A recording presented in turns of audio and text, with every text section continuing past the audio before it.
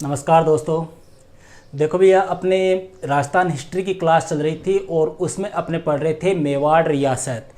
Last की जो class थी उसमें अपने चर्चा की थी मेवाड़ के महाराणा अमर सिंह और उनके पुत्र कर्ण सिंह जो 1620 ईस्वी से लेकर 1628 ईस्वी तक मेवाड़ के शासक रहे थे।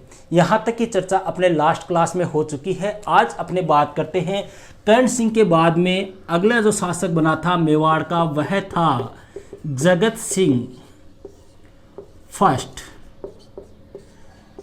कर्ण सिंह का पुत्र था। हालांकि इनके बारे में देखो कोई इनका विशेष योगदान नहीं है, एक दो क्वेश्चन इनके बारे में पूछा जाता है। इनका समय था भैया 1628 ईस्वी से लेकर 1652 ईस्वी तक ये क्या रहे थे, मेवाड़ के शासक रहे थे। अब देखो भैया इनके काल की जो प्रमुख घटनाएं हैं वो क्या है। देखो भैया सबसे पहला क्वेश्चन तो इनके समय क्या आता है, जो भैया अमर सिंह के पुत्र कर्ण सिंह ने जहांगीर के साथ में जो 1615 ईस्वी की संधि की थी, जिसे अपने मेवाड़ मुगल संधि के नाम से जाना जाता है। और उस संधि की शर्त क्या थी, उस संधि की यह शर्त थी कि चित्तौड़ के दुर्ग की क्या नहीं की जाएगी, मरम्मत नहीं की जाएगी। तो उस संधि को किसने तोड़ दिया, जगत सिंह फर्तम ने तोड़ दिया। और इसने क्या करनी प्रारंभ कर दी भैया, चित्तौड़ का जो दुर्ग था उसकी मरम्मत करानी प्रारंभ कर दी। पहला क्वेश्चन तो ये आता है। अब चित्तौड़ के दुर्ग की इसने मरम्मत करानी प्रारंभ कर दी। इसके समय भैया मेवाड़ का जो शासक था वो कौन, ये सॉरी जो मुगल शासक था वो कौन हो गया, अपने शाहजहां। तो इस शाहजहां ने क्या किया, जगत सिंह फर्तम को सबक सिखाने के लिए, या जगत सिंह से शाहजहां नाराज हो गया और नाराज होकर इसने क्या किया, मेवाड़ जो रियासत थी, इस मेवाड़ रियासत में आते थे भैया शाहपुरा और प्रतापगढ़। इनको क्या किया, एक फरमान जारी करके शाहपुरा और प्रतापगढ़ को मेवाड़ से क्या कर दिया, फर्तक कर दिया। देखो ध्यान रखना, यहाँ पे एक क्वेश्चन कई बार पूछा हुआ है कि मेवाड़ मुगल संधि का उल्लंघन करने वाला पहला शासक कौन था, जगत सिंह फर्तम। इसी ने क्या करवाई थी, चित्तौड़ के दुर्ग की मरम्मत करवाई थी। इससे शाहजहां नाराज हो गया और शाहजहां ने मेवाड़ से कौन सी रियासतों को फर्तक कर दिया, एक तो शाहपुरा और दूसरी कौन सी थी भैया, अपने प्रतापगढ़। एक फरमान जारी करके इनको क्या कर दिया, फर्तक कर दिया। इसके अलावा भैया जगत सिंह फर्तम ने एक मंदिर का निर्माण भी करवाया था जिसका नाम था जगदीश मंदिर। इस जगदीश मंदिर का निर्माण भी किसने करवाया था, जगत सिंह फर्तम ने ही करवाया था। ये जगत सिंह फर्तम जो था भैया, इसकी एक धाय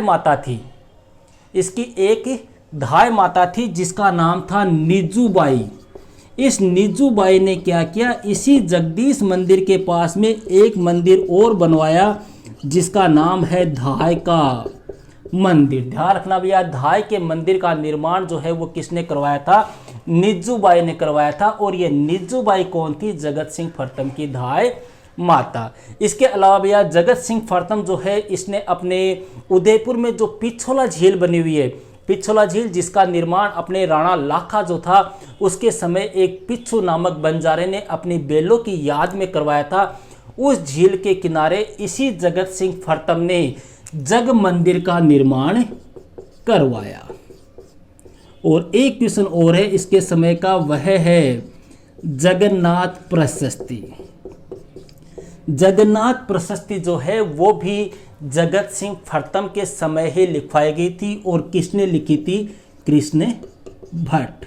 ये दो तीन क्वेश्चन जो है वो जगत सिंह फर्तम से संबंधित है। चित्तौड़ के दुर्ग की मरम्मत करवाई, जगदीश मंदिर बनवाया, धाय का मंदिर इन्हीं के समय है, पिछला झील के किनारे जग मंदिर का निर्माण करवाया। देखो ये जग मंदिर जो है ना भैया, इनका निर्माण का कार्य प्रारंभ तो किया था इसके पिता कर्ण सिंह ने, लेकिन इनका निर्माण जो है वो पूरा किसने करवाया था, जगत सिंह फर्तम ने। अब इनके बाद में भैया जो अगला जो शासक आता है वो है अपने उदयपुर का सबसे यशोरी मेवाड़ रियासत का सबसे महत्वपूर्ण शासक, सबसे मेन शासक।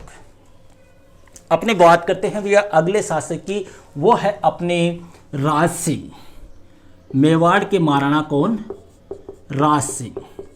इनके बारे में भैया अपने बहुत सारी बातें हैं, बहुत अपने क्वेश्चन इनसे संबंधित पूछे जाते हैं, इसलिए इनके बारे में अपने डिटेल से चर्चा करेंगे।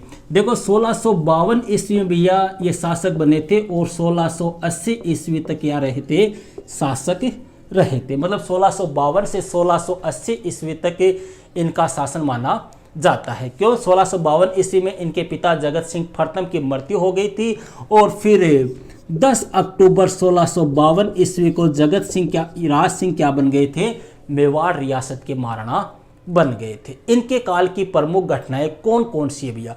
सबसे पहला काम तो क्या था भैया? जगत सिंह प्रथम ने जो चित्तौड़ के दुर्ग की जो मरम्मत प्रारंभ की थी, इन राज सिंह ने उस मरम्मत को क्या रखा? जारी रखा। मतलब उस मरम्मत के कार्य को इन्होंने रोका नहीं था, इसने उसको कंटिन्यू चलने दिया, या चित्तौड़ के दुर्ग की मरम्मत जो है वो जारी रखी। तो अब शाहजहां पहले से नाराज था, राज सिंह ने भी वह मरम्मत जारी रखी, तो शाहजहां और ज्यादा नाराज हो गया और इसने अपने सेनापति शादुल्ला खां, ध्यान रखना भैया नाम सेनापति कौन था? शादुल्ला खां को कहां भेजा? मेवाड़ भेजा या चित्तौड़ भेजा। किसने? शाहजहां ने। शादुल्ला खां चित्तौड़ गया और राज सिंह के द्वारा जो भी निर्माण कार्य करवाया गया था उसको क्या कर दिया? तोड़ दिया। अब राज सिंह ने भैया यहाँ पर शादुल्ला शाह के साथ में किसी प्रकार का कोई युद्ध नहीं किया, क्योंकि राज सिंह जो है वो एक उचित मौके की तलाश में थे। क्लियर है? अब वो उचित मौका आता है भैया। कब आता है? सितंबर 1657 में। देखो होता क्या है, सितंबर 1657 में भैया शाहजहां जो था वो बीमार पड़ गया। अब शाहजहां बीमार पड़ गया तो बीमार पड़ते ही इसके 4 पुत्र थे, उन चारों पुत्रों में लड़ाई स्टार्ट हो गई कि अब बापू तो जाबाड़ो है, राजा कौन बने।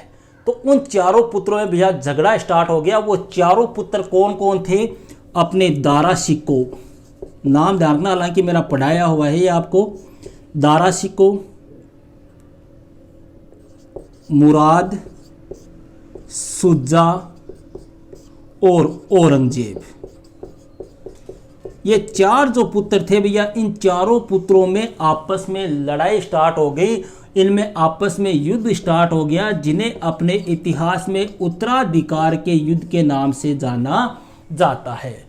युद्ध कैसा कि पिता के बाद में, मतलब शाहजहां के बाद में राजा कौन बने। देखो भैया ये मुगल काल में पहली बार हुआ था जब पिता के जीवित रहते हुए पुत्रों के मध्य उत्तराधिकार के लिए क्या हुआ था? युद्ध हुआ था। इन्होंने अपने पिता को भी, औरंगजेब जो था इसने शाहजहां को कैद में डाल दिया था और खुद राजा भी बन गया था। ये सारी स्टोरी मेरे अपने जो शाहजहां अपने पढ़ाया हुआ है मेरा मुगल काल, उसमें बताई हुई है, यहाँ पर ज़्यादा चर्चा नहीं करेंगे।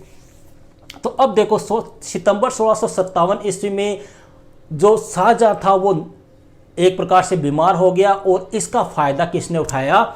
राज सिंह ने उठाया। क्यों? क्योंकि बीमार होते इसके पुत्र में तो हो गई उत्तराधिकार की लड़ाई स्टार्ट, तो मुगल साम्राज्य की तरफ ध्यान देने वाला कोई नहीं था। तो राज सिंह ने क्या किया?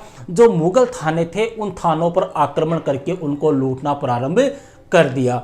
इसी समय भी यार राज सिंह को एक पत्र लिखा था, किसने? दारा सिक्को ने। पत्र क्या लिखा था कि उत्तराधिकार के युद्ध में राज सिंह आप मेरी क्या करो? सहायता करो। अब राज सिंह था भैया होशियार आदमी, तो उसको पता था कि हो ना हो इन चारों में से शासक जो बनेगा वो कौन बनेगा? औरंगजेब बनेगा। ये राज सिंह को पहले से पता था। तो राज सिंह नहीं चाहता था कि वह दारा सिक्को की सहायता करके औरंगजेब से दुश्मनी मोल ले। इसलिए राज सिंह ने दारा सिक्को को यह कह दिया कि मेरे लिए तो आप चारों ही क्या हो? सम्मान हो, चारों ही युवराज मेरे लिए तो बराबर हो, मैं किसी की सहायता नहीं करूंगा। इस बात से कौन खुश हो गया? औरंगजेब खुश हो गया। क्यों? क्योंकि राज सिंह ने दारा सिंह को मना कर दिया। राज सिंह जो था इसने किसको मना कर दिया? दारा सिक्को को मना कर दिया। इस बात से औरंगजेब बहुत प्रसन्न हुआ। इस समय औरंगजेब था भैया फतेहाबाद में। औरंगजेब बहुत खुश हुआ और औरंगजेब ने क्या किया? इस राज सिंह को 6000 का क्या दिया? मनसबदार दिया। 6000 का मनसब दिया। मनसब या एक पद होता है, एक दर्जा होता है, ये मेरा बताया हुआ है जब अकबर आपको पढ़ाया था। तो 6000 का मनसब किसको सौंप दिया? औरंगजेब ने राज सिंह को सौंप दिया। और साथ ही साथ में डूंगरपुर और बांसवाड़ा के जो परगने थे, डूंगरपुर और बांसवाड़ा, ये दोनों परगने भी किसको दे दिए, राज सिंह को सौंप दिए। तो एक प्रकार से औरंगजेब और राज सिंह के मध्य जो संबंध थे वो स्टार्टिंग में कैसे थे, मधुर संबंध थे, एक प्रकार से मिलनसार संबंध थे, लेकिन यही संबंध जो है भैया आगे जाकर कटु हो गए।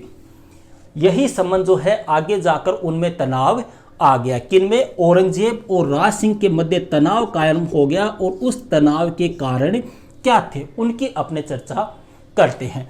पहला कारण था भैया चारुमती। चारुमती, अब ये चारुमती क्या है, देखो भैया चारुमती थी किशनगढ़ की राजकुमारी। कहाँ की राजकुमारी थी, किशनगढ़ की। अब इस चारुमती से विवाह करना चाहता था कौन, औरंगजेब। औरंगजेब इससे विवाह करना चाहता था, और यह किससे विवाह करना चाहती थी, मेवाड़ के महाराणा राज सिंह से ये विवाह करना चाहती थी।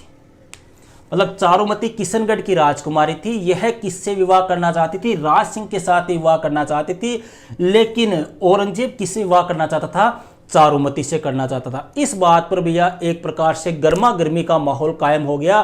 फिर जो चारुमती थी, उस चारुमती ने राज सिंह के पास में एक संदेश भेजा कि क्या राजहंसी को बगुले की सहेली होना पड़ेगा क्या। इस प्रकार का संदेश भेजा किसके पास में, राज सिंह के पास में। अब राज सिंह जो था वो भैया विवाह इसलिए नहीं करना चाहता था क्योंकि विवाह अगर वह करता तो वह किससे दुश्मनी मोल ले लेता, औरंगजेब से। तो इसलिए राज सिंह ने सबसे पहले तो चारुमती से विवाह करने से मना कर दिया। लेकिन जब चारुमती ने यह संदेश भेजा कि क्या राजहंसी को बगुले की सहेली होना पड़ेगा क्या, अगर आपने मेरे साथ विवाह नहीं किया तो मैं क्या कर लूंगी, आत्मदाह कर लूंगी।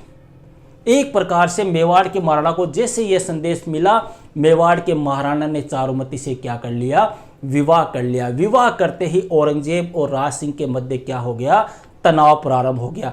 इस तनाव को हवा दी थी भैया 1669 ईस्वी में। औरंगजेब जो था इसने मंदिरों को तोड़ने का फरमान जारी किया था। 1669 ईस्वी में औरंगजेब ने एक फरमान जारी किया था कि जितने भी हिंदू मंदिर है, जितने भी हिंदू पाठशालाएं हैं, जितनी भी हिंदू मूर्तियां हैं, उन सभी को क्या कर दिया जाए, तोड़ दिया जाए। इसका विरोध करने वाला शासक कौन था, पहला शासक मेवाड़ का महाराणा राज सिंह था। इसकी वजह से भी औरंगजेब और राज सिंह के मध्य तनाव कायम हो गया। तीसरी घटना थी भैया 1679 में औरंगजेब द्वारा जजिया कर लागू करना। जजिया कर, यह एक कर होता है भैया जो गैर मुसलमानों से लिया जाता है। गैर मुसलमानों का मतलब अपनी सीधी भाषाएं बोल दे कि हिंदुओं से लिया जाने वाला यह एक कर था, जिसे अकबर जो था इसने बंद कर दिया था, लेकिन औरंगजेब ने इसको पुनः वापस प्रारंभ कर दिया। इस जजिया कर का भी भैया किसने विरोध किया, अपने राजपूताना में विरोध करने वाला पहला शासक कौन था, मेवाड़ का महाराणा राज सिंह था। इसके बाद में भैया एक तनाव का कारण और था। मेवाड़ का जो महाराणा था उसने मारवाड़ के अजीत सिंह और दुर्गादास राठौर, दोनों आपको पढ़ाए हुए भैया ये डिटेल से अच्छी तरह से। मेवाड़ के महाराणा अजीत सिंह और दुर्गादास राठौर, इन दोनों की भी सहायता किसने की थी, राज सिंह ने की थी। और ये दोनों किसके शत्रु थे, औरंगजेब के शत्रु थे, लेकिन राज सिंह ने इनकी सहायता की। इसकी वजह से भी औरंगजेब और राज सिंह के मध्य शत्रुता कायम हो गई। ध्यान रखना भैया, संपूर्ण उत्तरी भारत में औरंगजेब का अगर विरोध करने वाला कोई शासक था तो वह कौन था, मेवाड़ का महाराणा राज सिंह। इस बात को लेकर भैया औरंगजेब जो है वो बौखला गया।